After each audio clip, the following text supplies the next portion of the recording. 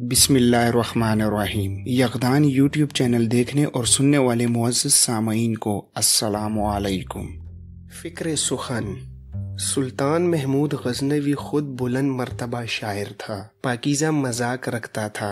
اس نے شاعری کا محکمہ قائم کیا۔ اس نے انصری کو ملک الشعراء کا خطاب دے کر افسر مقرر کیا۔ 400 شعراء و امن و دولت سے وابستہ تھی۔ ابو الحسن علی بن کلوخ خرمن، حسن بن اسحاق، فردوس منوچر کی و امکالی وغیرہ۔ حمداللہ متوفی کا بیان ہے کہ سلطان محمود غزنوی علماء و شعراء کا قدردان تھا۔ 4 لاکھ دینار سالانہ ان پر صرف کیا کرتا تھا۔ ایک نوارد شاعر کو 3000 موتی سلطان محمود غزنوی نے عطا کیے۔ انصری نے اس واقعے کو لکھا ہے کہ غزنوی سلاطین کے دور میں علوم و فنون کی ترقی غزنوی سلاطین کی علم پروری شہرت عام رکھتی ہے۔ ہزاروں شعراء اس سلطنت کے دور میں دربار سے وابستہ رہے اور فارسی و عربی ادب میں ان کے نقوش تازہ ہیں۔ غزنوی سلاطین میں بیشتر خود صاحب علم و فضل تھے۔ سلطان محمود غزنوی کی فتح مندیوں اور کشور کشائیوں کے ساتھ اس کے علم و فضل کا شہرہ بھی کچھ کم نہیں تھا۔ کہا جاتا ہے کہ شاعری پر اس نے شاہانہ توجہ کی، ایک مستقل محکمہ قائم کیا اور اس کے خوان کرم سے 400 شاعر بہرویاب ہوئے تھے۔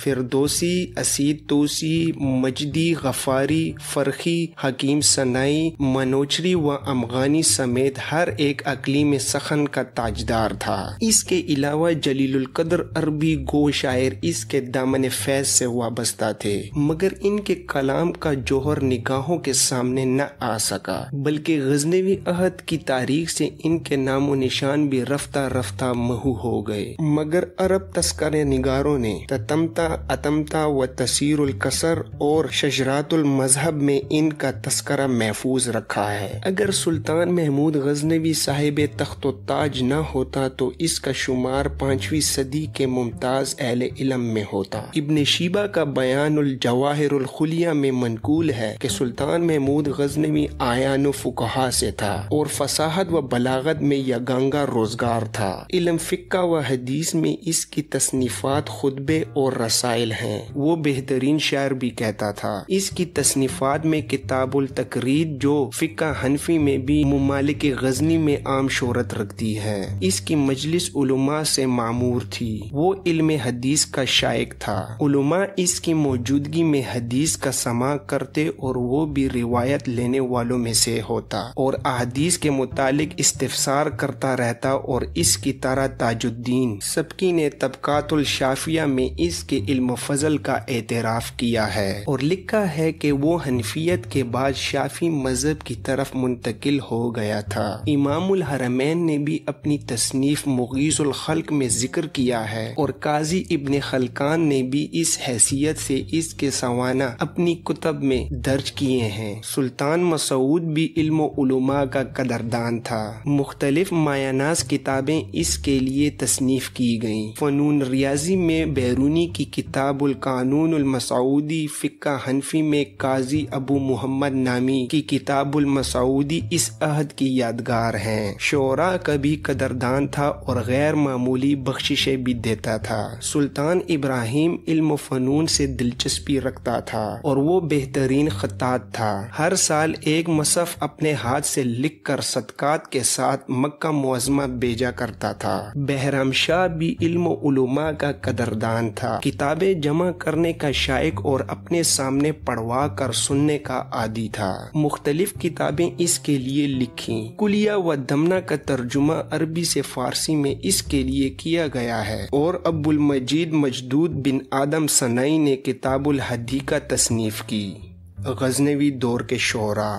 غزنوی سلاطین کی علم پروری سے ہزاروں شعراء اس سلطنت کے دور میں دربار سے وابستہ رہے اور فارسی و عربی ادب میں ان کے نقوش تازہ ہیں۔ پنجاب میں ان کے 50-60 سال کی حکمرانی کے دور میں یہاں فارسی گو ہندوستانی شعراء بھی پیدا ہو گئے، چنانچہ انہی نے اپنی تذکرہ میں ان کے لیے ایک مستقل باب قائم کیا ہے۔ ان میں ابو الفراء بن مسعود متوفی سن 484 روینی اور مسعود بن سلیمان اور روز بن عبداللہ لاہوری خاص طور پر قابل ذکر ہیں۔ روشنی کا فضل و کمال یہ ہے کہ انہی کے بقول انوری جیسا قصیدہ گو شاعر اس کا متبع تھا۔ روینی کا انتخاب لاہور کے ایک قصبہ روائن کی طرف تھا۔ سوربن سلمان کو سلطان مسعود نے سن 426 میں ہندوستان بھیجا اور متوفی المالک کے عہدے پر مامور کیا اور وہ یہاں کے امراء میں سے تھا۔ مسعود سعد بن سلمان اس کا خلفۂ رشید تھا۔ وہ لاہور ہی میں پیدا ہوا اور یہیں نشوما پائی۔ سلطان ابراہیم کے عہد میں امتیاز حاصل کیا۔ علوم میں دستگاہ حاصل کرنے کے بعد فن شعرا کی طرف متوجہ ہوا۔ حکومت کی ممتاز خدمتوں پر مامور رہا اور شعرا کی قدردانی کرتا رہا۔ سن 472 میں شاہی عتاب میں آیا اور چند سال کے بعد جب معافی ملی تو ہندوستان میں آ کر خانہ نشین ہو گیا۔ مسعود سعد سلمان کو یہ خاص امتیاز حاصل ہے کہ وہ ہندوستان کا پہلا شاعر ہے جس نے عربی و فارسی کے ساتھ ہندوی یا ہندوستانی زبان میں بھی شاعری کی اور اس زبان میں اپنا مستقل دیوان اپنی یادگار چھوڑا جو عبدالقادر بادائیوں کے زمانے تک موجود تھا۔ ابو الاولیاء عطار بن یعقوب متوفی سن 491 اس عہد کے ممتاز شعراء میں سے تھا۔ وہ بھی شاہی عتاب میں آیا تھا اور عربی و فارسی دونوں زبانوں میں صاحب دیوان ہے۔ عربی و فارسی تذکروں میں حالات ملتے ہیں۔ نیز تصوف کا بھی ذوق تھا۔ کشف المحبوب میں اس کا ذکر بھی آیا ہے۔ غزنوی سلطنت کے علماء و محدثین۔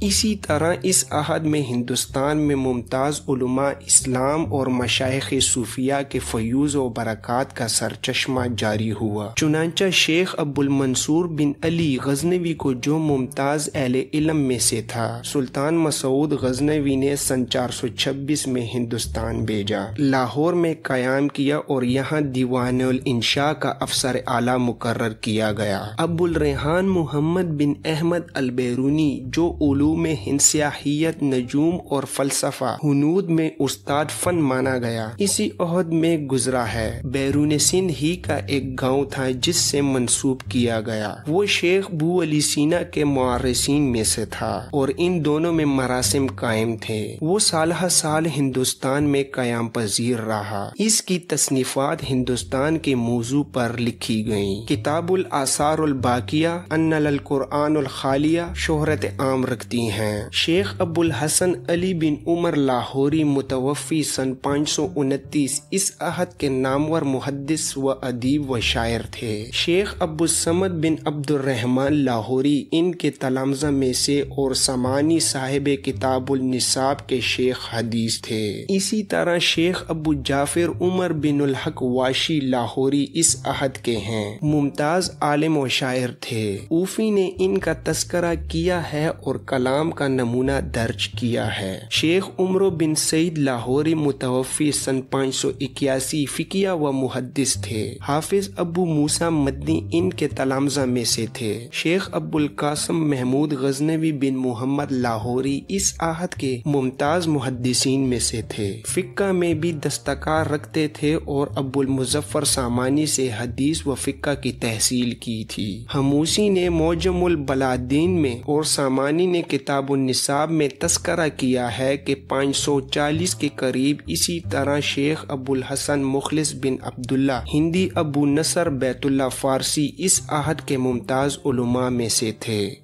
غزنوی دور کے مشائخ۔ اس عہد کے ممتاز مشائخ میں حضرت فخر الدین حسین زنجانی لاہوری کا اسم گرامی سر فہرست آ سکتا ہے۔ وہ حضرت حجویری کے خواجہ تاش تھے۔ فقہ و دیگر علوم دین اور راہ سلوک میں شان امتیاز رکھتے تھے۔ شیخ ابو الفضل محمد بن حسن ختلی سے سلوک کی منزلیں طے کیں، پھر ہندوستان تشریف لا کر لاہور میں اقامت گزین ہوئے۔ جس دن حضرت حجویری لاہور تشریف لائے اس اسی شب میں ان کا وصال ہوا۔ حضرت ابو الحسن علی بن عثمان حجویری لاہوری کو بھی علوم دین اور تصوف میں شان امتیاز حاصل تھی۔ شیخ ابو الفضل محمد بن حسن ختلی سے رائے سلوک طے کی، پھر مختلف اسلامی ممالک کی سیاحت کی اور اکابر اثر حضرت ابو القاسم کشیری، شیخ ابو سعید بن الواخیر، ابو علی فقیل بن محمد فارمیدی و دیگر محدثین و صالحین سے کسب کمال فرمایا۔ پھر ہندوستان تشریف لائے اور لاہور کو مستقر بنایا، جو گنج بخش اور داتا گنج کے لقب سے مشہور ہیں۔ سن 465 میں واصل بحق ہوئے۔ مزار مرجان خلائق ہے۔ حضرت داتا گنج بخش صاحب تصنیفات ہیں۔ یہ پہلے فتح طریقت ہیں جن کی تصنیفات سے ہندوستان میں علوم تصوف کی اشاعت ہوئی۔ کشف المحجوب ان کی شہر آفاق تصنیف ہے۔ یہ فن تصوف کی بنیادی کتاب ہندوستان میں سمجھی گئی اور مشائخ ہند نے اس کو اپنے سامنے رکھا۔ یہ آج قدر و منزلت اور عقیدت کی نگاہ سے دیکھی جاتی ہے، اور اسی طرح دوسری تصانیف بھی۔ اسی طرح حضرت شریف احمد بن زین چشتی ملتانی اکابر صوفیاء میں سے تھے۔ سرزمین ہند میں پیدا ہوئے اور بغداد تشریف لے گئے۔ حضرت شیخ شہاب الدین سہروردی سے فیوض حاصل کیے، پھر کریا چشم میں آ کر شیخ مودود چشتی سے بیعت ہوئے اور پھر ہندوستان واپس تشریف لائے اور خلائق کو نفع پہنچایا۔ سن 577 میں وفات پائی اور نواحی ملتان میں آسودہ خواب ہوئے۔ شیخ جمال الدین یوسف بن محمد درنوی افاضل روزگار میں سے تھے۔ خسرو ملک کے زمانے میں درجہ امارت پر سرفراز ہوئے اور پھر تاریک دنیا ہوئے اور لاہور میں اصلاح خلق کی خدمت میں مصروف ہو گئے۔ جوانی میں شاعر و شاعری کا بھی شوق تھا۔ لاہور ہی میں وفات پائی اور اوفی کے بقول قبر زیارت گاہ خلائق ہے اور لوگ برکت حاصل کرتے ہیں۔ اسی طرح شیخ جمال الدین یوسف بن ابو بکر گردیزی اس آہت کے اکابر فقہاء میں سے تھے۔ عبادت و ریاضت کی طرف رجوع ہو گئے اور مرجع خلائق بنے اور سن 531 میں ملتان میں وفات پائی۔